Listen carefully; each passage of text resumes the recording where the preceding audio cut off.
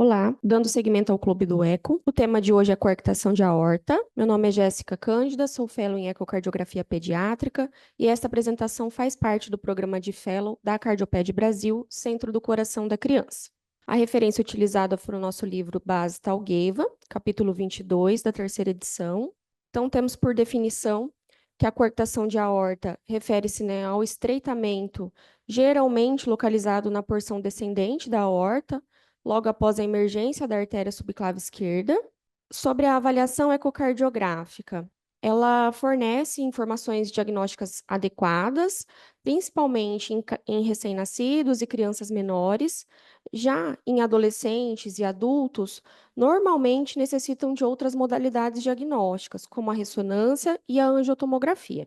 É importantíssimo, né, a avaliação de todo o arco aórtico, dos ramos do arco, do istmo, de toda a aorta descendente, para que então seja realizada e traçada a melhor estratégia de gestão.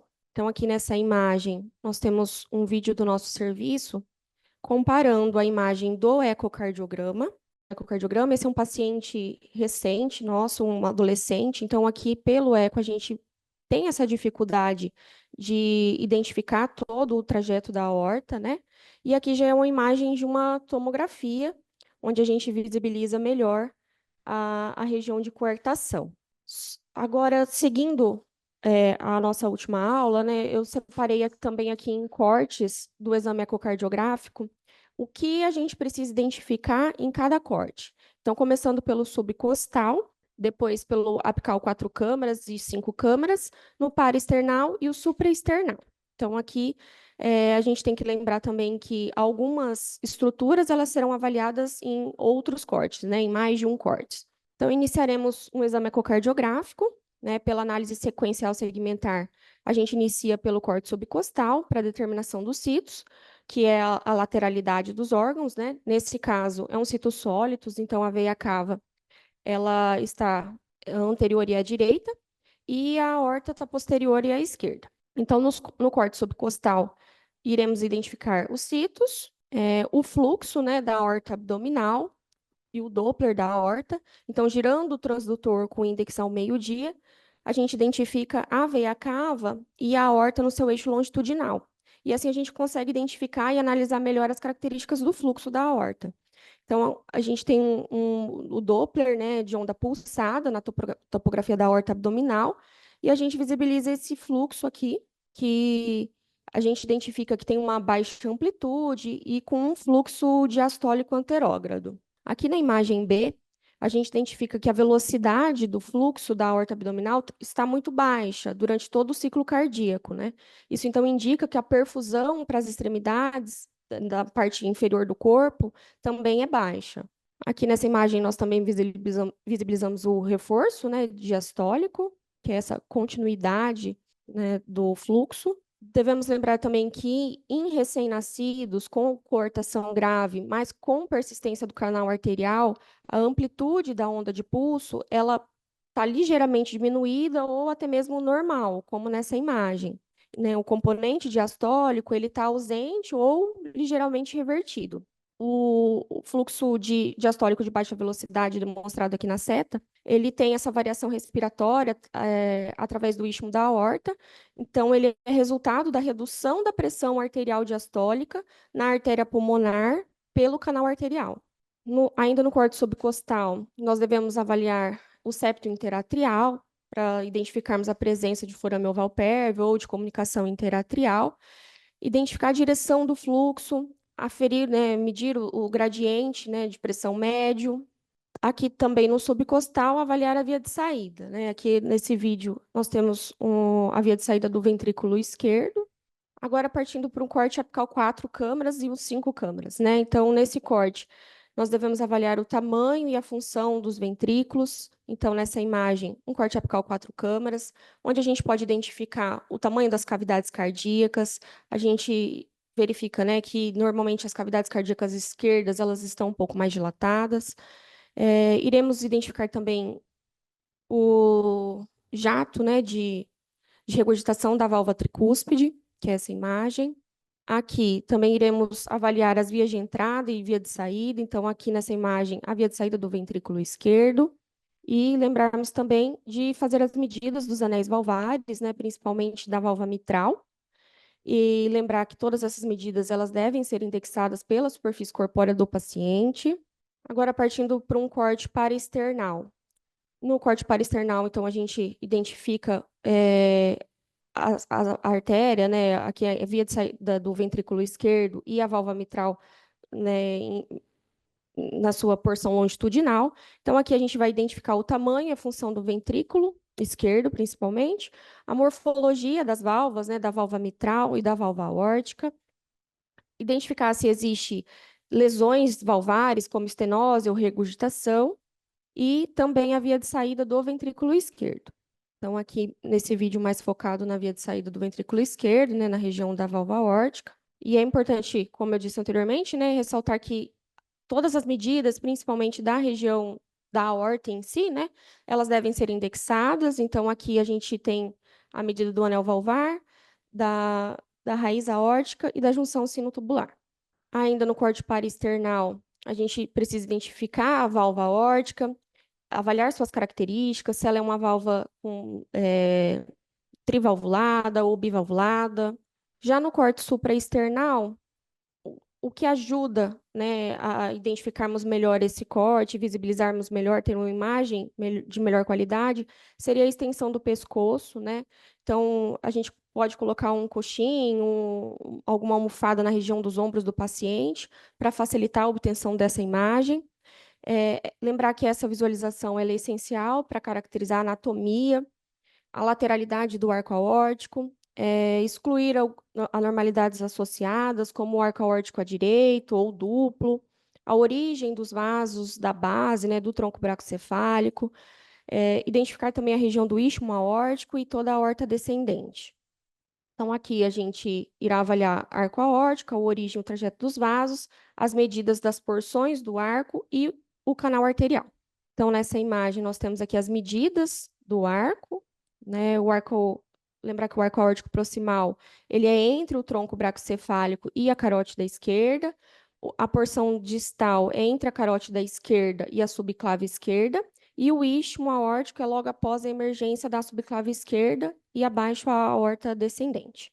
Também iremos avaliar os fluxos, né, os gradientes do arco transverso no local da coartação. Lembrar de um gradiente acima de 20 já é um gradiente significativo. Aqui nessa imagem, então, nós identificamos que tem, né, uma região onde o fluxo acelera um pouco mais, e identificamos também a presença de um canal arterial. Aqui também, demonstrando a persistência do canal arterial.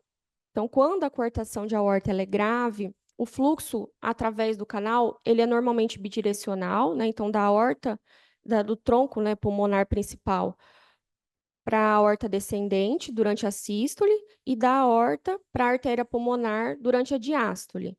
Isso porque a resistência vascular pulmonar, ela é menor que a resistência vascular sistêmica. Lembrar que a posição ideal para a amostra do Doppler da onda pulsada é no meio do canal arterial. Esse exame ele deve ser repetido, né, e realizado logo assim que se faz o diagnóstico, e também ele serve para seguimento para dosagem de prostaglandina, que é a medicação que a gente precisa iniciar logo após o nascimento. E avaliar se existe, né, restrição desse canal ou não, avaliar o seu tamanho, a direção do fluxo, se ele é tortuoso ou não. Já sobre o ecocardiograma fetal, a coartação ela pode ser diagnosticada, né, no feto. Ela é caracterizada, então, pelo estreitamento também do istmo aórtico e pela hipoplasia do arco transverso, que está frequentemente associada. A artéria pulmonar principal, ela se comunica com a aorta descendente através do canal arterial, que é amplamente patente, né, durante a vida fetal, criando, então, um grande arco ductal. Aqui nessa imagem também do nosso serviço, a gente identifica a a desproporção, né, do tamanho entre as cavidades cardíacas direitas e esquerdas. Quando as cavidades cardíacas direitas estão aumentadas, já é um alerta para uma investigação, né, durante todo o exame, para prestarmos mais atenção na possibilidade de alguma alteração na região da aorta. Essa imagem é do livro do Talgueva. Aqui ele mostra, né, desde da gestação, né, na vida intraútero, e depois da correção, como as cavidades elas conseguiram retornar ao tamanho normal. Então, a função ventricular, ela geralmente é normal, né, ao contrário de outras causas do aumento do ventrículo direito. Não estão presentes outros sinais de insuficiência circulatória fetal, como fibrose miocárdica, fibroelastose endocárdica, isso é mais raro. E após o reparo pós-natal da coartação, o ventrículo esquerdo, então, ele pode se remodelar e expandir e voltar até o seu tamanho e volume normal. Aqui, a gente deve lembrar que, apesar do progresso, né, do ecocardiograma fetal, o diagnóstico pré-natal de coartação, ele ainda é um desafio. Ele requer imagens bem detalhadas de todo o arco aórtico e da região do istmo, uma representação da extremidade do canal arterial, de todo o arco aórtico. Isso geralmente é visibilizado no plano sagital. Então, essa também é um vídeo do nosso serviço, de um caso recente. Então, aqui a gente identifica também o fluxo, né, turbilhonado, acelerado aqui na região de istmo. E essa criança, após o nascimento, foi realizado o ecocardiograma e confirmou o diagnóstico mesmo de coartação. Sobre as intervenções terapêuticas. As opções de tratamento para a correção de coartação, elas incluem a cirurgia, angioplastia percutânea com balão e implante de stent endovascular.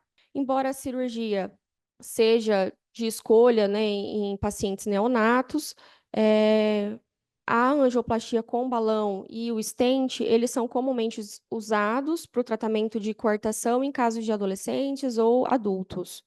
A avaliação ecocardiográfica depois da cirurgia, pós-cirurgia ou tratamento por catéter é basicamente igual à aorta nativa, né? A importância de ter o conhecimento sobre o procedimento cirúrgico, a técnica cirúrgica utilizada. Aqui, por exemplo, nessa imagem, foi realizada a cirurgia através de um retalho da subclávia. Então, a artéria subclávia esquerda, proximal, ela está ausente. Então, sabermos, né, de como foi feita a cirurgia para saber o que pesquisar no pós-cirúrgico.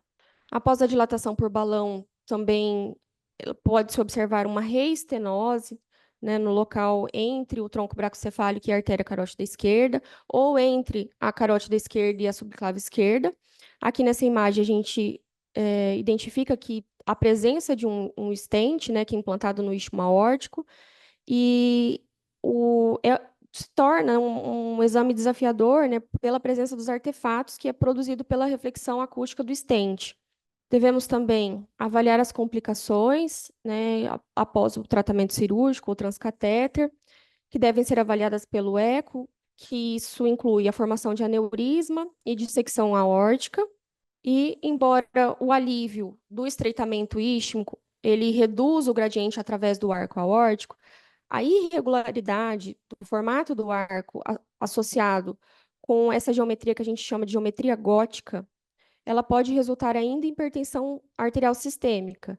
Então, esse é um desenho esquemático, né, do arco gótico, então, que é essa angulação aqui, associada a uma coartação. Então, é um estreitamento nessa região aqui que torna ela mais angulada. Essas foram as referências utilizadas. Obrigada.